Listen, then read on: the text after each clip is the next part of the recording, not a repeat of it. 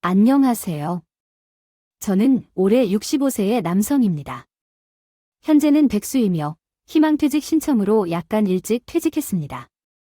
귀농한 지 1년 반이 되었지만 아직 논농사는 도전할 용기가 나지 않지만 밭농사는 시작했기 때문에 백수라고 해서 아무것도 아닌 것은 아닙니다. 현재는 사별하고 홀로 남은 누나와 91인 어머니와 함께 살고 있습니다. 아내 이야기를 하고자 하는데 이렇게 부들부들 떨리는 손가락을 꽉 쥐고 사연을 쓰게 되었습니다.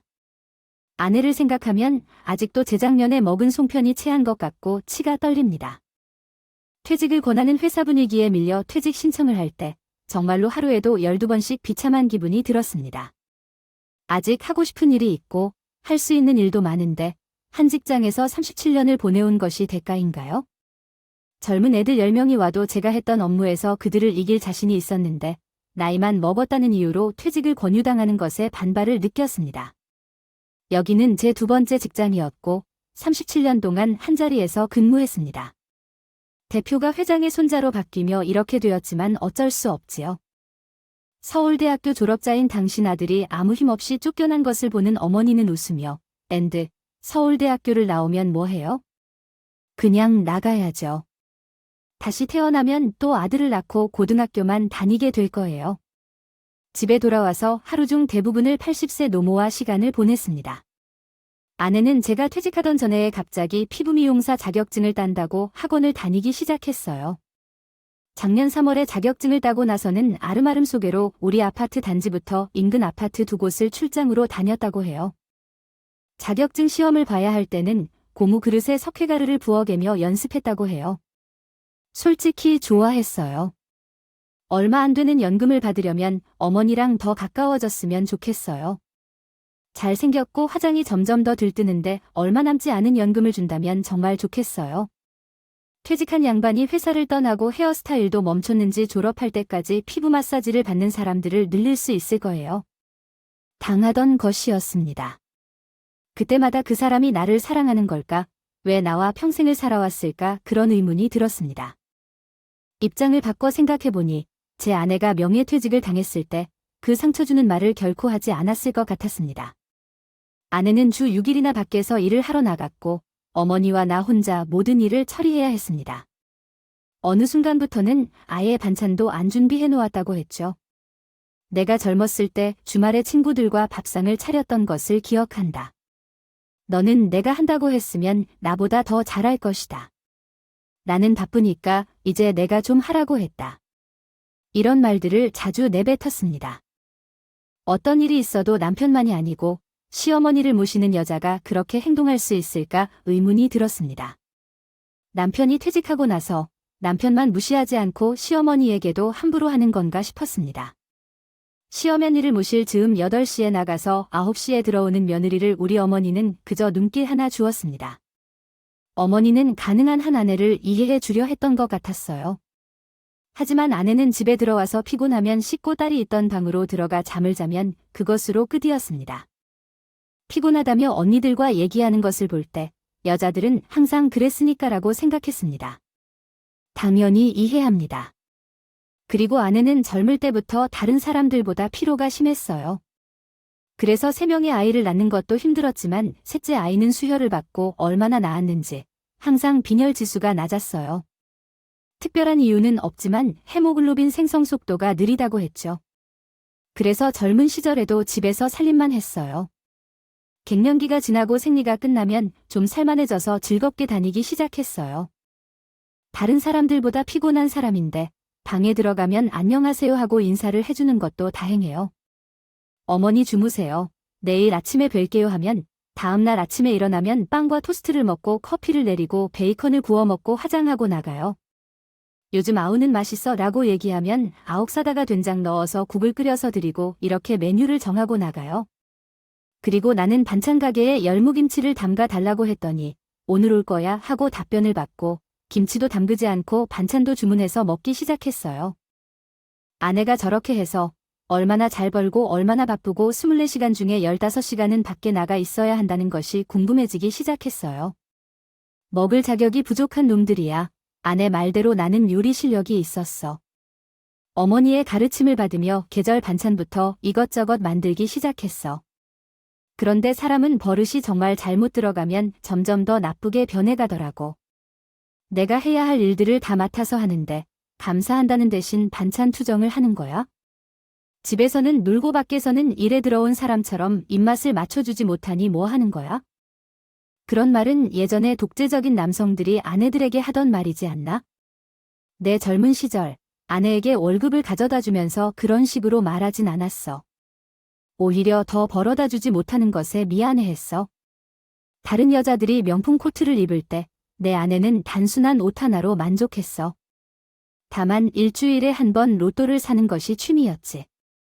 내가 아내를 소중히 여겨주었지. 그렇게 지냈는데 어느 날 아내가 상이 부실하다며 짜증을 내고 피곤해한다니 제대로 먹고 생각을 해야지. 돈을 벌러 나가서 뭐를 하는 거야? 로또가 안 맞는 것보다 더 짜증나. 돈을 벌어와서 뭐 하는 거지? 밖으로 돈을 벌어와서 살림에 별도의 돈을 써? 당신이 버는 돈으로 집을 꾸며나가다 보기 좋을 것 같아요.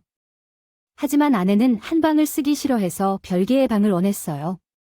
아내의 요구에 따로 방을 쓰자며 억지로 설득하거나 아내에게 집착하진 않았고 남성의 자존심 때문에 같은 방에 있기를 원치 않아서 미리 비워두었어요. 예전에 어른들이 부부싸움을 했을 경우에는 한마디로 덮으라고 했지만 부부가 따로 방을 쓰면 된다고 끝나는 것도 아니에요.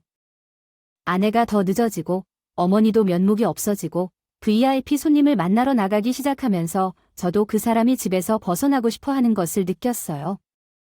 그러던 중에 한 달에 한 번 집에 있을 때는 불편해하며 심적으로 스트레스 받고 시골로 어머니를 모시고 가고 싶었어요.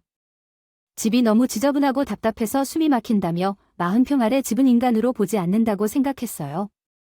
외부로 나가 우리 집보다 잘 사는 사람들의 집을 보니 우리 집이 초라해 보이고 나의 무능력함과 자존심이 커져버렸어요. 그런데 그런 시점에 시골집이 재계약을 해야 할 때라는 연락이 왔습니다. 저희 집에 왔지만 안 하겠다고 했습니다. 죄송하지만 계약 기간 동안만 사셨으니 이제 그 집에는 제가 들어가서 살 생각입니다. 제가 취직하면서 부모님과 서울로 이사했고 고향집은 팔아서 떠났고 15년 전에 집을 전면 개조해서 현대식 원룸으로 만들어서 전세로 받아서 유지해 오고 있습니다. 집은 꽤 쓸만하여 매년 관리비를 내면서 사용하고 있습니다. 어느 날 아내가 늦게 들어와서 목욕탕이 목욕하려면 한 곳밖에 없어서 화를 내면서 짜증이 난다고 했습니다. 저는 응원했습니다. 그러나 계획을 말하지 않고 여행을 간다는 핑계를 댔습니다. 아내는 전혀 내 스케줄에 관심을 가지지 않았지만 어느 날부터 갑자기 주의를 기울이기 시작했습니다. 일정을 자세히 말해야 했어요. 4월에 가능할 것 같다고 했더니 아내의 얼굴에 화색이 돌았습니다. 하루가 아니라 6일을 넉넉하게 예상했더니 아내는 기뻐했습니다. 일정이 바뀔수록 아내의 표정도 밝아지는데 정말 수십 년 만에 보는 듯 했습니다. 그리고 나는 핸드폰으로 스케줄을 바쁘게 확인하면서 중얼거렸다. 그런데 멀리 떨어져 있는 아내가 TV를 보던 중에 화를 내며 왜 내 스케줄이 줄어드는 걸 놀린다고 생각해? 라고 말했다. 나는 의아해했고 다음날 시골로 내려가서 정리를 마친 뒤에 아내에게 고향집에서 채마받을 가꾸며 휴식을 취하고 싶다고 말했다. 금요일에는 올라와서 토요일에 내려갈 거라고 말했고 아내는 금요일에 올라와야 한다고 물어봤다. 하지만 그 질문에서 흔들리는 느낌을 받았다. 아내는 올라오지 않으면 완전히 남을 떠날 것 같았고 그때 막내가 직장 근처에 오피스텔을 얻어서 혼자 살고 있는 이야기를 꺼냈다. 아이를 시집 보내고 싶다고 말했을 때 아내는 예상치 못한 말을 했다. 그런데 황혼이원 졸음들이 많이 하는데 그곳에 가서 남는 것을 다 해보자고 제안했다. 나는 기가 막혀서 정신이 혼미해졌다. 아내와 이혼한다면 어떡하나 생각했고 내가 무슨 실수를 저질렀는지 돌아보았다. 물론 어머님을 모시며 조심스럽게 지냈지만 이 나이에도 조용히 취해서 들어와서 씻고 잤다. 집에서 술에 취해 문제일이 있었던 적은 없었고 있는 건 따로 했다. 저희의 이혼 이야기는 제가 60년 동안 비흡연자로 지냈고 바람 피운 적도 없으며 아내에 대해 불공평한 일을 한 적도 없었습니다. 오직 가족을 돌보고 살리기 위해 새벽에 일어나 출근하는 것뿐이었습니다. 그런데 어떻게 이혼을 하게 되는지 이해할 수가 없었습니다. 혼자라도 사람다운 삶을 살 수 있다고 믿는다면 결혼을 유지할 이유가 없다고 생각했습니다. 아내가 퇴직한 다음날 냉장고를 뒤져보니 유통기한이 지난 식품을 다 버리고 잼까지 버렸는데 이때부터 우리 사이의 정이 사라졌다고 느꼈습니다. 더 이상 부부 사이의 정은 존재하지 않았고 아이들도 이미 다 자랐기 때문에 이혼하기로 결정했습니다. 만약에 서로 존중하며 살 수 없다면 이별하는 것이 낫다고 생각했습니다. 이사 후에는 성의 없는 핑계로 이사 도와주지 않는 등 서로 간의 불만이 늘어나 결국 이혼하게 되었습니다. 이제는 서울로 이사하고 펜션에서 필요한 물품들을 구비하고 있습니다. 더 이상 함께할 이유가 없다고 판단하여 결혼 생활을 마친 후 고향으로 돌아오니 이웃들도 반가워해 주었지만 마음 한구석에는 쓴맛이 남아 있었습니다. 어머니가 제 사는 곳에 이사했어요. 역시 어머니는 매일 종일 방에서 갇혀 있는 것보다는 예전처럼 마을을 돌아다니며 살림도 가꾸는 게 좋아하시죠. 제가 서울에 있을 때는 늙은이나 총각 정신으로 살려야 했지만 이제는 어머니와 함께 집을 꾸미고 정리하며 값어치 있는 삶을 살 수 있다는 생각이 들어요. 큰 누나가 카카오톡을 보내왔어요. 내 방 비워둬. 다음 주에 이사옴. 누나가 급하게 집이 필요한 사람이 나타나서 집을 내두겠다고 했어요. 누나가 더욱 필요한 것만 가지고 내려오겠다며 방 하나를 비워두라고 해서 월세를 내놨는데 바로 옮겨가겠다는 거예요. 아무래도 외로워한 누나가 날 도와주며 살게 된 것 같아요. 만약 엄마가 살았다면 얼마나 행복했을까 생각해요. 혹시 내가 엄마랑 40년 만에 다시 함께 살자고 제안했는데 누나와 함께 하는 것이 더 좋을 것 같아요. 함께 살다 보면 반찬도 안 해도 되고 좋을 거예요. 아, 누나는 매형이 4년 전에 폐암으로 떠나셨으니 외로우셨던 것 같아요. 부부 사이이기 때문에 외로웠을 텐데요. 언니도 내려왔고 40분 거리에 살고 있는 작은 언니와 작은 매부도 일주일에 한 번씩 방문해서 잠들고 가곤 하셨어요. 어머니는 마치 예전에 자식들과 함께 사는 시절로 돌아간 것 같았는데 행복해 보이시니 나 또한 행복했죠.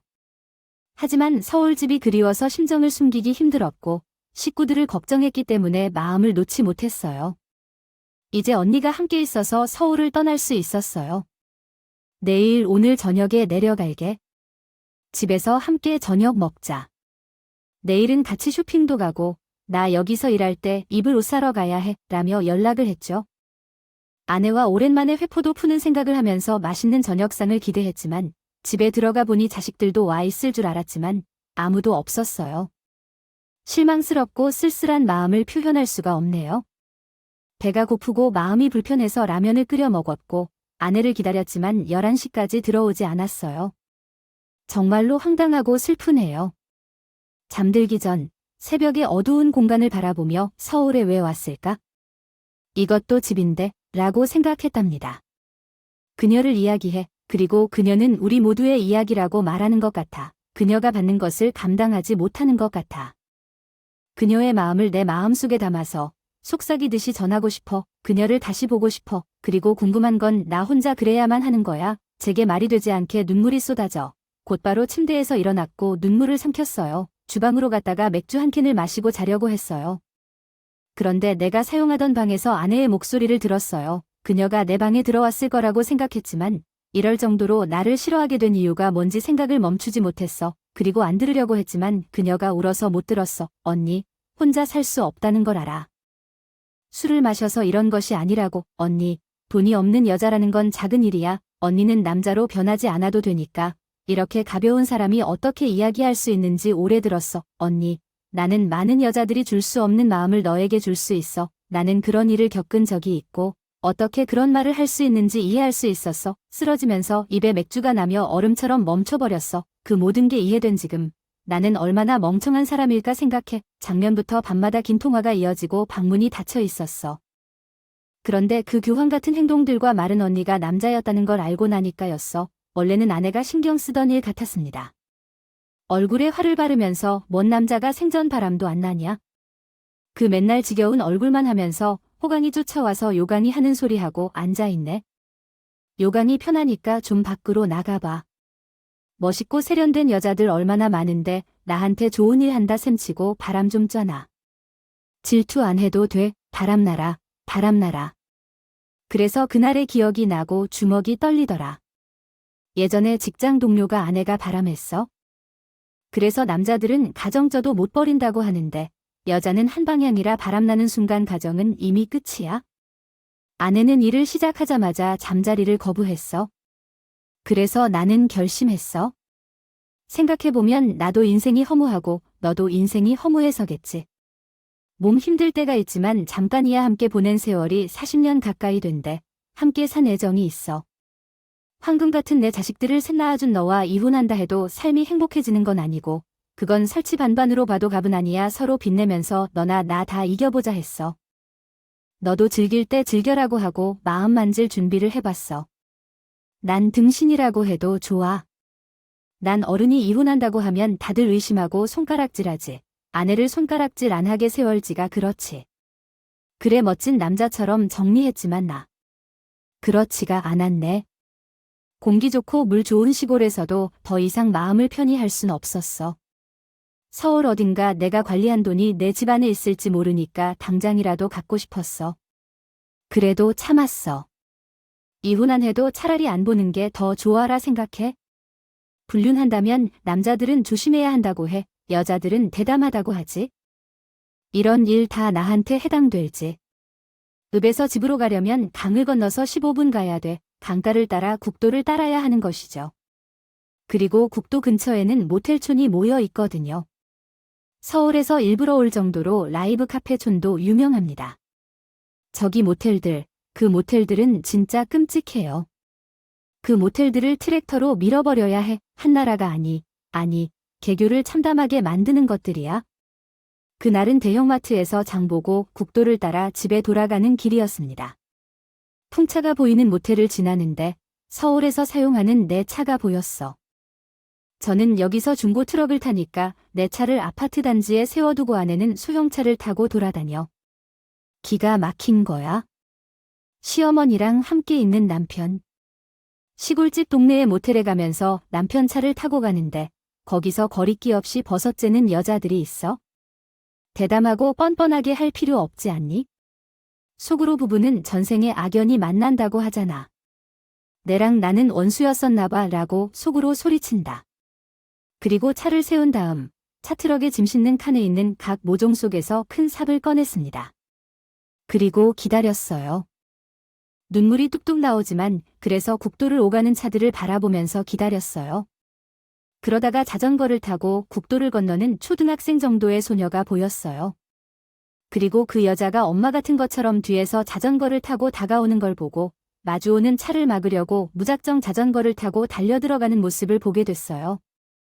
물론 차 운전자가 빠른 대처로 아무 사고 없이 지나갔죠. 그 광경을 보며 우리 집 막내, 아직 잊지 못하는 딸, 귀엽다고 생각하는 제 딸이 떠오르게 됐어요. 우리 집 막내는 아내를 너무 닮았습니다. 그 아이가 7살 때 있었던 사건인데요. 자전거를 타다가 골목에서 곰이 떨어져 나가는 상황이 있었죠. 그러자 아이는 무의식적으로 자전거를 타고 곰을 따라가기 시작했어요. 그런데 다른 골목에서 급하게 좌회전하는 트럭이 나타나 아이를 칠 뻔한 순간 우리 아내가 몸으로 막았던 일이 있었습니다. 그때도 아내는 건강이 좋지 않은 상태였지만 아이를 구해내기 위해 몸길이 희생한 거예요. 트럭 운전사는 빠른 대처로 사고를 막았고 아내는 허리를 조금 다쳤지만 일주일 후에 퇴원했어요. 그때 어머니는 자식을 위해 목숨을 내어주는 게 엄마의 마음이라고 말씀하셨죠. 그 순간을 기억하면서 당시 아내에게 감사하는 마음을 느끼며 차를 따라서 운전했습니다. 저는 집에 돌아왔습니다. 하지만 정말 살아있는 느낌이 아니었습니다. 날로 우울해지고 말없어지는 나 자신을 단지 퇴직과 연관되게 생각하고 답답해하는 어머니와 누나가 차라리 다행이었죠. 엄마와 누나가 모르기를 바랐으니까요. 저는 서울로 가지 않았고 아내도 전화를 받지 않았습니다. 그렇게 가을이 지나고 겨울이 다가왔습니다. 서울에 있는 자식들도 여러 차례 방문했지만 아내 이야기는 언급하지 않았습니다. 다만 엄마가 요즘 바빠 보이고 아빠와 사이가 굳어지고 있다는 것만 알아챈 것 같았죠. 어머니와 누나가 제 표정을 살펴보듯이요. 크리스마스가 다가올 즈음 누나가 서울에 있는 딸들 집에 며칠 머물러 갈 때였습니다. 어머니와 나 둘이 남게 되었는데 이웃이 보내준 팥죽을 뜯어 먹었는데 어머니의 소화 기능이 약해 소화가 어려워했어요. 어젯밤에 잠도 못 자고 소화불량으로 고통스러워하시던 어머니를 차에 태우고 1시간을 달려 중형병원으로 가야 했습니다. 하도 긴장한 상태라 119를 부를 생각도 못했어요. 응급실에 가서 CT 촬영부터 다 받았더니 응급실 의사가 급성장염 주사를 놔주셨어요. 걱정 안 해도 될 것 같아요. 하지만 아무래도 고지혈증이 의심돼요. 전체적으로 다시 검사를 받아야 할 것 같아요. 서울에 연고가 있으시면 서울에 있는 대학병원에 가셔서 제대로 모든 검사를 받아보시는 것이 좋을 것 같아요. 먼저 집에 돌아와서 2일 쉬고 어머니의 장염 증세가 완화되어서 서울 집에 올라왔어요. 아내에게는 처음부터 전화도 하지 않았어요. 집에 들어가 보니 아내는 집에 있더군요. 사람이 오면 나가지도 않고 침대에서 누워 계셨어요. 어머님 오셨네. 나와서 인사드려라고 하니 부스스 일어나며 머리를 매만지고 있더군요. 눈이 완전히 맛이 가셨어요. 동태 눈이 망가져 있는 것 같아서 너무 슬펐어요. 그 꼴을 보고 나니 눈이 뒤집혀 있는 것 같고 속에서 돌 같은 것들이 올라오는 것 같았어요. 속으로는 꼴값을 했지만 어머니가 아프시니까 참았어요. 언니가 어머님에게 전화해서 백화점으로 오라고 요청했는데 어머님은 할머니가 입을 털고 틀을 살려고 나가시라고 하셨습니다. 할아버지도 함께 나가시라고 하셨는데 어머니는 장염으로 아직 회복 중이라고 하셨습니다. 그래서 팥죽 대신 푹 끓인 백죽을 먹으라고 했죠. 하지만 어머니의 말씀을 듣지 않고 속 건강을 생각하지 않는 아내는 아직도 빨래를 말리고 있는 상황입니다. 결국 어머님의 말씀을 무시하고 희한한 음식을 준비한 아내를 보니 이해가 되지 않았습니다. 심지어 현상금 말한 건 이제 신문을 넘으시는 입장이미로 이제 무슨 짓을 하고 있는지 알 바가 없다고 하셨습니다. 종종 정신이 나간 듯하게 삼었다고 하시는데 이게 무슨 일인지 온전히 이해할 수 없었습니다. 어머니가 어디로 가셨는지 찾아보니 화장실 불이 켜져 있었고 화장실이 엉망이었습니다. 그런데 누구도 거기에 없었고 작은 방의 문을 열어보니 불이 켜져 있었고 보일러도 돌아가지 않고 한겨울에 쓰러져 계신 노인분이 있었습니다. 음식을 먹고 소화가 되지 않아 방에 들어와 쉬다가 잠이 드신 것 같았습니다. 적혈구가 거꾸로 솟는다는 말을 듣고 근처에 있는 야구방망이 같은 것을 찾으려 했지만 차분하게 대처하여 어머니를 눕히고 이불을 덮어주고 보일러를 켰습니다. 어머니가 깨어나시면서 팥죽을 먹어 이탈하지 않도록 주의를 기울였습니다. 그러나 어머니는 팥죽을 먹지 않았다고 하시며 이야기를 듣지 않고 있었고 건강검진을 받으러 온 이야기도 듣지 않았습니다. 어머니가 잠들어 있는 것을 보고 저는 밖으로 나갔습니다. 주차된 안에 차가 있었기 때문에 어머니는 근처에 있을 것이라고 생각했습니다. 멀리 가지 않았을 것 같은 예감이 들었어요. 안에 차가 늘 걸어다니기 운동이라며 지하 주차장 낯선 구석에 주차했기에 거기로 다시 갔어요. 안에 차가 그대로 있었어요. 호기심에 가까이 다가가 차창문으로 손만 안경을 만들어서 들여다봤어요. 아내가 누군가의 목을 꽉 껴안고 울고 있는 모습이 보여서 웃음이 나오기도 했죠. 남자는 짜증스런 표정으로 딴 데를 바라보고 있었어요. 차량을 멈추고 내려섰지만 참았어요. 몸이 약해진 어머니가 있기에요. 고혈압 약과 스트레스를 조심하라는 의사의 조언도 못 잊었죠. 다음 날 어머니를 데리고 와서 가을에 말린 곶감을 가지고 몇 년 뒤에 돈을 벌어보자고 계획했어요. 곶감 안에 호두를 넣고 잘게 썰기 연습을 했죠. 술안주나 간식으로 판매하는 농가들이 많아서요. 마음이 편하기에 시작했을까요? 아니면 괴로워서 어떤 일이라도 하자 해서 시작했을까요? 어쨌든 어린 용기로 만든 곶감을 가지고 작업을 시작했어요. 일을 하면서 항상 생각을 정리했습니다. 무엇보다 아내가 한 말, 돌보다 혼자가 인간다운 삶을 살 수 있다는 확신이 있다면 해야 한다고 오랫동안 고심했습니다. 이제는 아내 없이 살아야만 나의 삶을 유지할 수 있다는 것을 깨달았습니다. 수명이 늘어나 100세 시대에서 60대 중반이면 아직 전성기입니다. 부도덕한 아내와 함께할 수 없다고 결심했습니다. 퇴직에 대해서도 긍정적으로 생각하기로 했습니다. 직장 생활에 얽매이지 않고 나만의 시간을 갖고 책을 읽고 농사를 짓고 취미 생활을 즐기며 어머니와 운동하고 낚시 여행을 즐기며 맛있는 음식을 먹으며 지금이 최고로 즐길 수 있는 전성기라는 것을 깨달았습니다. 그런데 그런 행복을 누리기 위해서는 부도덕한 아내를 제외해야 한다는 것을 깨달았습니다.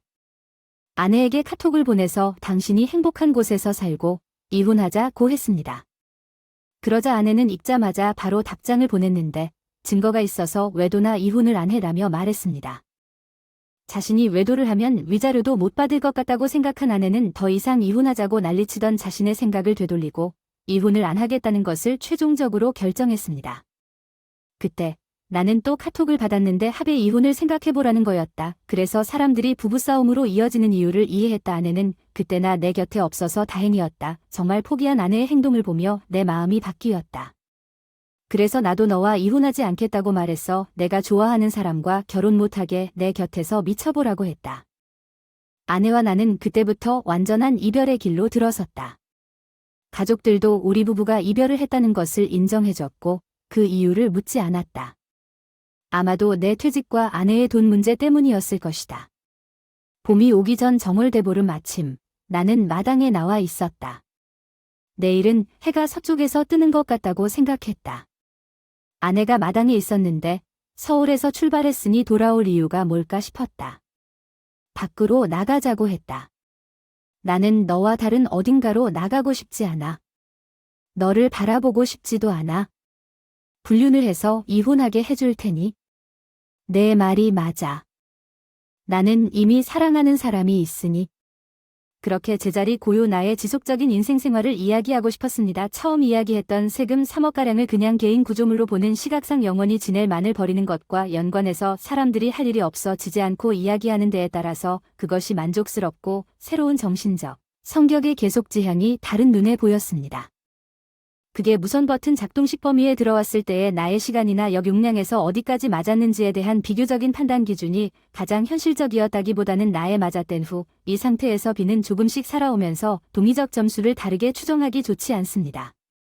관련된 이야기가 이날 주행거리 외적인 우위에 나아가고 있지만 누구든지 이렇게 작용선을 달성하고 있지 않습니다. 그러나 두 벽의 측면 지역이 넓거나 좋아지기 바랍니다.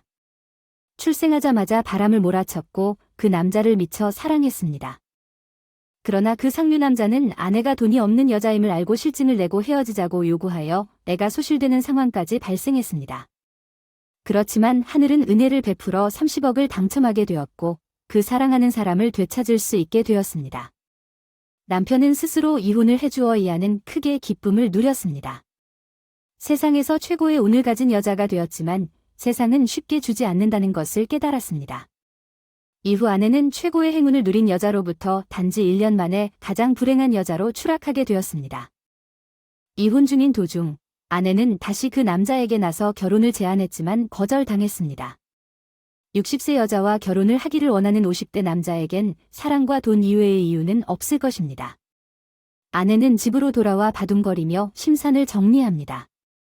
상류 남자에 대한 사랑, 삼류 남자와의 살림을 경험하고 싶었던 것이었습니다. 아내의 욕망은 그의 로또 당첨금으로 확인을 받고 2년 동안의 계약을 체결하여 함께 살아보기로 결심했습니다. 2년 동안은 함께 생활하는 부부처럼 지내고 싶다는 그녀의 소망으로 말이죠. 나를 행복하게 만들어주면서 5억 원을 내게 증여할 약속서를 쓰는 것이 목표입니다. 이 약속서를 통해 당신은 나와 함께 살 수 있게 되고 나의 늙어서 소활할 때까지 함께 살려고 합니다. 그때의 이혼 중이었던 나는 동생의 집에 머물러야 했습니다. 동생의 처남은 제주도에서 사업을 시작했기 때문에 그 시기에 동생은 혼자 지냈던 것이었습니다. 여전히 그는 나의 바람직한 인간성을 유지하고 있었고 나는 그의 집에 머물 수 있었습니다. 그러던 중 내가 로또에 당첨되었다는 이야기를 동생에게 나누었는데 이는 나의 구제가 아니었다고 생각됩니다. 그래서 로또 당첨금을 확인하고 나누면서 2년 후에 5억 원을 증여할 약속을 했습니다. 이후 우리는 변호사 사무실에 찾아가서 증여 문서를 작성하였는데 그만큼 자존심 있고 이해가 높은 사람들입니다. 그리고 또한 2년 후에 더 많은 돈이 들어오게 되어 있습니다. 5억 더 갖게 되는 것이 내 운명인 것은 명백한 사실이지만 그 기회가 오면 계속해서 로또 이야기를 꺼내는 것은 어색해지는 거야? 사람들이 가장 싫어하는 것 중 하나가 바로 그거라고.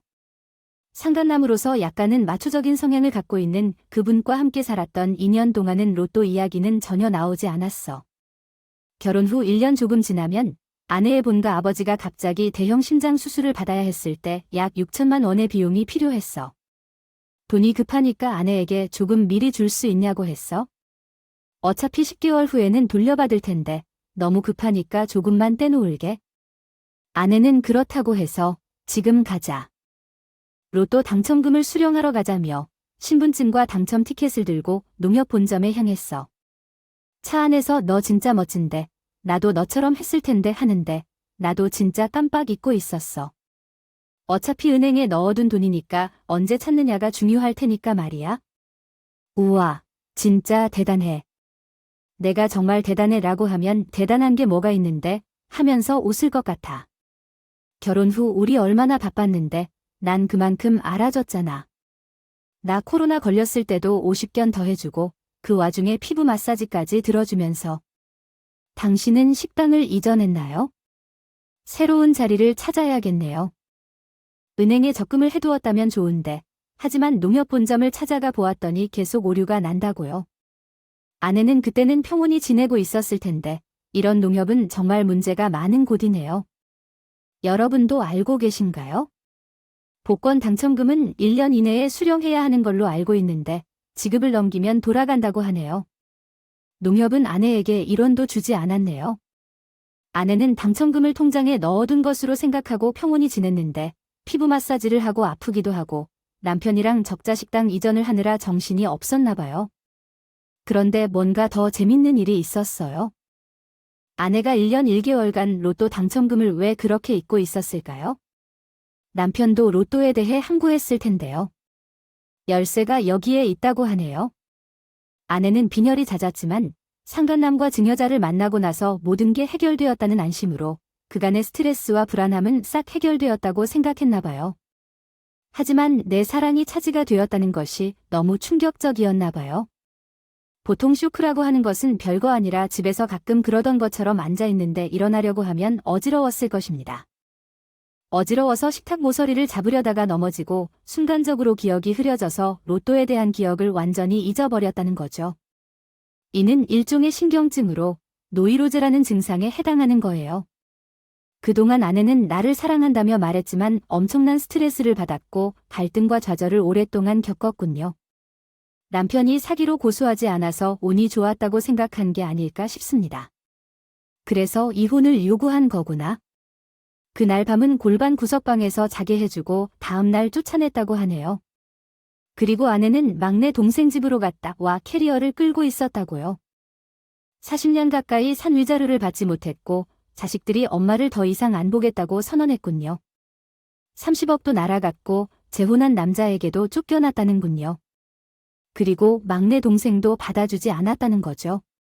아마도 자식들이 받아준다 해도 계속해서 살아야 할 것 같아요. 하지만 이 시대에 선량한 아버지를 버린 어머니를 받아줄 자식들이 있을까요? 아내는 남은 세월을 식당에서 숙식을 해결하면서 살아갈 것 같습니다. 운이 없어도 나의 전 아내처럼 운이 없는 여자가 세상 어디에 또 존재할까요? 저는 연금 통장에 비축한 돈과 서울 아파트를 정리한 돈으로 어머니와 누나와 함께 행복하게 살 거예요. 누나는 돈도 많은 편이지만요. 그동안 내 이야기를 들어줘서 감사합니다.